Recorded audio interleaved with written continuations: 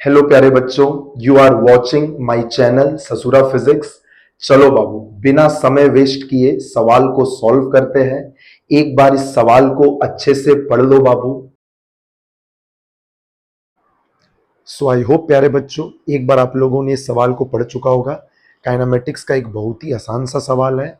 Graph का सवाल में जनरली बच्चा अटकता है बाबू, पर थोड़ा सा ईमानदारी से सही से प्रैक्टिस करेंगे तो बिल्कुल ये सब बन जाता है। हालांकि ये तो बहुत आसान क्वेश्चन है, ध्यान से समझना बाबू। एटी कर्व के अंडर का एरिया तुम लोग पढ़ा होगा बेटा। AT curve acceleration time graph के अंदर का area v final minus v initial होता है, ठीक है ना। अब देखो तो एटी कर्व दिया हुआ है, ध्यान से देख लो। इनिशियल वेलोसिटी क्वेश्चन में बोला है ना कि 2 मीटर पर सेकंड है, और तुमसे 2 सेकंड के बाद का फाइनल वेलोसिटी पूछा है। कुछ नहीं बेटा, एटी कर्व के अंडर का area equal to v final minus v initial. बोल बेटा, एटी कर्व के अंडर का एरिया क्या है? Area between the curve and x axis, उसी को बोला जाता है एरिया अंडर द कर्व। बोल बेटा, ये एरिया कितना है? निकाल के देखो, हाफ इंटू बेस है 2 और हाइट है 4, तो एरिया 4 आ गया।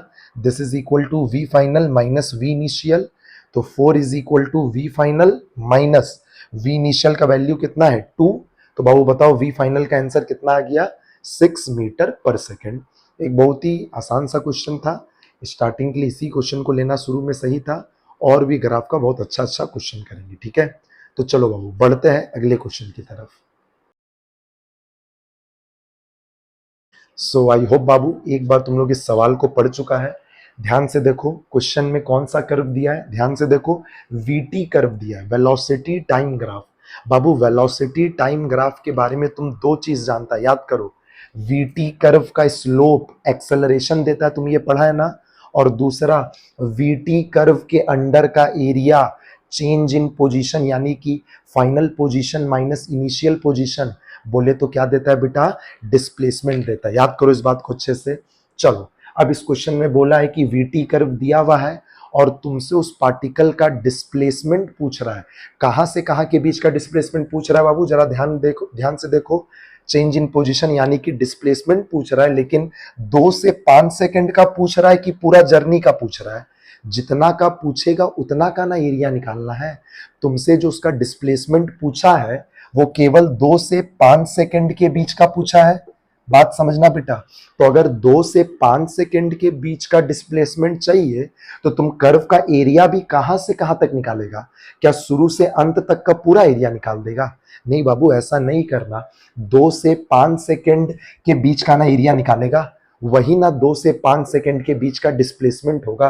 तो बस बताओ बेटा, 2 से 5 सेकंड के बीच का एरिया क्या है? करो, रेक्टेंगल का area base into height 3, 5 minus 2 3, और हाइट हमको दिख रहा है 12, तो 12 3 जा 36 मीटर ही इसका बाबू डिस्प्लेसमेंट हो गया। चलो बढ़ते प्यारे बच्चों अगले क्वेश्चन की तरफ। सो आई होप बाबू, एक बार आप लोगों ने इस क्वेश्चन को पढ़ लिया होगा। ध्यान से समझना, क्वेश्चन में बोला क्या है।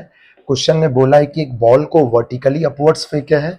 मान लो उसका कुछ इनिशियल वेलोसिटी v है, तो तुमसे उस बॉल का vt कर्व पूछा है। मतलब किसी t टाइम पर बॉल का वेलोसिटी v होगा ना, तो बस वही उसका vt कर्व बनाना है कि t टाइम पर बॉल का वेलोसिटी v क्या होगा। चलो सबसे पहले बताओ बाबू, अगर किसी पार्टिकल को ग्रेविटी के अंडर में फेंके है u वेलोसिटी से अपवर्ड, तो ग्रेविटी उसको एक्सेलरेशन कितना देगा? g डाउनवर्ड्स देगा ना। याद है ना, इक्वेशन में g डाउनवर्ड्स यानी कि माइनस जी पुट होगा। जो भी चीज ऊपर की तरफ है वो प्लस में पुट होगा मोशन अंडर ग्रेविटी में, और जो भी चीज नीचे की तरफ है वो माइनस में पुट होगा। चलो, अगर तुमको सबसे पहले तुमको ये करना पड़ेगा बेटा कि t टाइम पर पार्टिकल का वेलोसिटी v का वैल्यू निकालना पड़ेगा, तब ना vt कर्व बनेगा। बताओ बाबू, इनिशियल वेलोसिटी कुछ u है, एक्सेलरेशन पता है माइनस जी, और t टाइम के बाद पार्टिकल का वेलोसिटी पता करना है। तुम ही सोचो बेटा कौन सा इक्वेशन लगा दे? v equal to u plus a t लगा दे।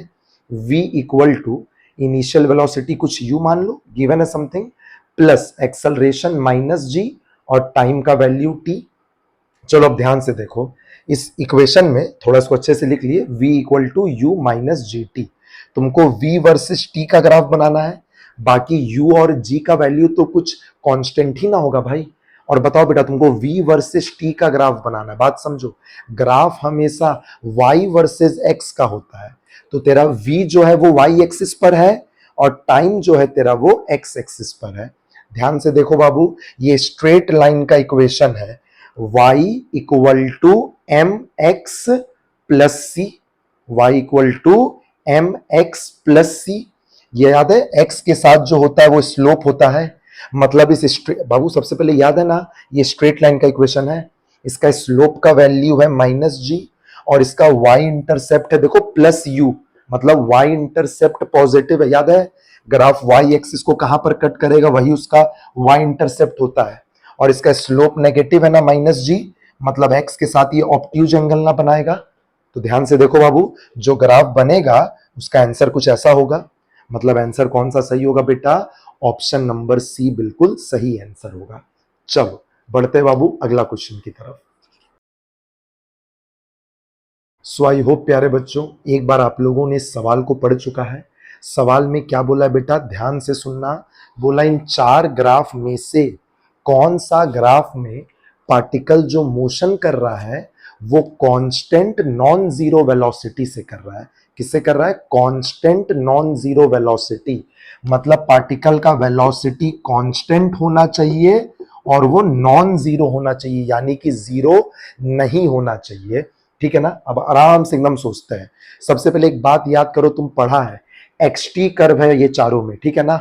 याद करो एक्स टी कर्व का स्लोप ही क्या होता है, वेलोसिटी होता है। याद है, एक्स टी कर्व का स्लोप ही वेलोसिटी होता है। चलो ग्राफ नंबर ए को चेक करते हैं।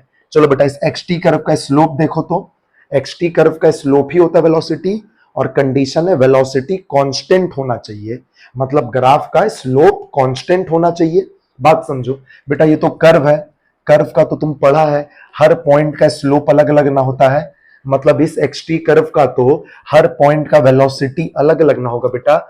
इस पॉइंट पर जो स्लोप है वो कुछ इतना है tan θ1, इस पॉइंट पर जो स्लोप है बाबू वो समथिंग अलग एंगल है θ2, तो tan θ2। अरे इस कर्व का, इस एक्स टी कर्व का तो हर पॉइंट का स्लोप अलग अलग है ना, मतलब हर पॉइंट पर वेलोसिटी डिफरेंट है, जबकि कंडीशन है कि वेलोसिटी कांस्टेंट होना चाहिए था। ऑप्शन ए गलत हो गया, ऑप्शन बी सही ऑप्शन है। इसको सबसे चलो अभी देख लेते क्या दिक्कत है। ऑप्शन बी में ध्यान से देखो, एक्स टी कर्व एक स्ट्रेट लाइन है बेटा, आप लोग पढ़े हैं ना, स्ट्रेट लाइन का स्लोप जो होता है कांस्टेंट होता है। बताओ इस एक्स टी कर्व का स्लोप यानी कि वेलोसिटी कैसा है, अरे एक्स टी कर्व का स्लोप ही वेलोसिटी होता है बेटा, इस बात को समझो। बता, इस स्ट्रेट लाइन का स्लोप हमको दिख रहा है नेगेटिव एंड कांस्टेंट, बेटा नेगेटिव है पॉजिटिव है उससे मतलब नहीं है, कांस्टेंट होना चाहिए और नॉन जीरो होना चाहिए, बस नेगेटिव पॉजिटिव दोनों चलेगा। तो ये जो एक्स टी कर्व है बेटा, इसका स्लोप यानी कि वेलोसिटी नेगेटिव और कांस्टेंट है, मतलब ऑप्शन बी बिल्कुल सही ऑप्शन है। ऑप्शन सी में क्या दिक्कत है, बता बेटा। इस एक्स टी कर्व को देखो, बता बेटा, ये हॉरिजॉन्टल लाइन है, हॉरिजॉन्टल लाइन का तो स्लोप जीरो ना होता है, यानी कि इस कर्व में तो वेलोसिटी जीरो ना हो गया, पर क्वेश्चन का कंडीशन था कि वेलोसिटी नॉन जीरो होना चाहिए, तो बेटा ये गलत हो गया। ऑप्शन डी देखो, फिर से बेटा स्ट्रेट लाइन नहीं है, कोई कर्व है, तो अब कोई कर्व है तो इसका हर पॉइंट का स्लोप तो अलग ही अलग होगा। जैसे कि देखो, इस पॉइंट पर स्लोप का वैल्यू कुछ और होगा tan θ1, इस पॉइंट पर स्लोप कुछ और होगा tan θ2, तो बेटा हर पॉइंट पर स्लोप अलग अलग है एक्स टी कर्व का ना, मतलब हर पॉइंट पर वेलोसिटी का वैल्यू अलग अलग ना है। समझ गया इस बात को अच्छे से, मतलब इस क्वेश्चन का आंसर होगा ऑप्शन बी। अब वो थोड़ा ध्यान लगा के पढ़ाई करो बेटा, ये सारा तुम्हारा मेहनत बहुत सफल होगा। थोड़ा सा भी नेग्लिजेंस करेगा बेटा, ये सब बहुत मुश्किल हो जाएगा, ठीक है ना। याद करो, सब पढ़ा था ना, पोजीशन टाइम ग्राफ का स्लोप वेलोसिटी होता है। याद करो, तुम स्लोप देखना सीखा था फाउंडेशन मैथ्स नाम के चैप्टर पर, तो थोड़ा सा बेटा समझदारी से काम करो। ये सब अगर तुम्हारे लिए दुख है तो हम तो यही बोलेंगे बेटा, इसको दुख मानकर मत चलो, ठीक है ना। इसको जीवन का एक पार्ट मानकर चलो, जीवन का एक संघर्ष मानकर चलो। बहुत ज्यादा रजिस्ट करेगा तो सब खराब कर लेगा, थोड़ा मोड़ा रजिस्ट सब कोई करता है, फिर थोड़ा मोड़ा प्यार भी सब कोई करता है। तो कोशिश करना बेटा, इसको अच्छे से सीखे, कहीं कोई दिक्कत हो तो एकदम तुम पूछ सकता है। चल tata bye bye, best of luck.